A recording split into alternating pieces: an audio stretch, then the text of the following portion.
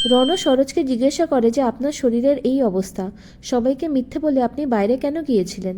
রাতুল বলে যে শুধু তাই নয়, পেছনের দরজা দিয়ে চুপি চুপি আসছিল, আমি তো হাতে নাতে ধরেছি। রাগিনী জানতো যে সরোজের কাছে এমন কিছু প্রমাণ আছে যা তাদেরকে বিপদে ফেলতে পারে, তবে আজ রাতুলের বাড়াবাড়ির জন্য ফ্যাসাদে পড়তে হচ্ছে।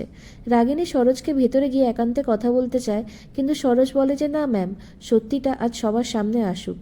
আমি রণদেবের গাড়ির ডিকিতে লুকিয়ে ওনার অফিসে গিয়েছিলাম একটা তদন্ত করতে, যে হাসপাতালে আমার ওপর হামলা কে করেছিল।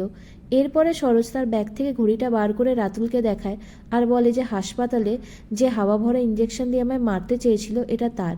আমি তাকে বাধা দিই আর হাতাহাতির সময় তার হাত থেকে এটা খুলে পড়ে যায়। সেই লোকটা হাসপাতালে একটা স্টাফের ড্রেস পরেছিল। এই ঘড়িটার দাম 2 লক্ষ টাকা। আপনারা চাইলে নেটে সার্চ করতে পারেন।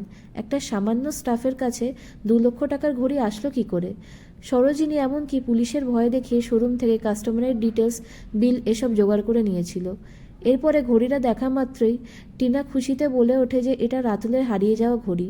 আমি কাস্টমাইজ করে ওর নামের ইনিশিয়াল আর লিখে দিয়েছিলাম এই ঘড়িটাতে।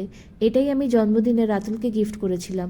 এটা হারিয়ে গিয়েছিল 7 তারিখে, মানে যেদিনকে সরোজিনী হসপিটালাইজড হলো। টিনাকে চুপ করানোর জন্য রাতুল তার গায়ে হাত তুলতে গেলে সরোজ বাধা দেয়। রাতুল বলে যে তুমি নিজেই এরকম কাস্টমাইজ ঘড়ি বানিয়ে আমাকে খুনি প্রমাণ করার চেষ্টা করছো। এই ঘড়িটা ছাড়া তোমার কাছে আর কী প্রমাণ আছে? সরোজ বলে যে হামলাকারীর ডান হাতে একটা ট্যাটু রয়েছে। রাতুল দেখাতে না চাইলেও রণ জোর করে রাতুলের হাত চেক করে, আর সত্যি রাতুলের হাতের ওই জায়গাটায় একটা ট্যাটু ছিল। বিষয়টা প্রকাশ্যে আসার পরে সকলের পায়ের তলা থেকে যেন মাটি সরে যায়।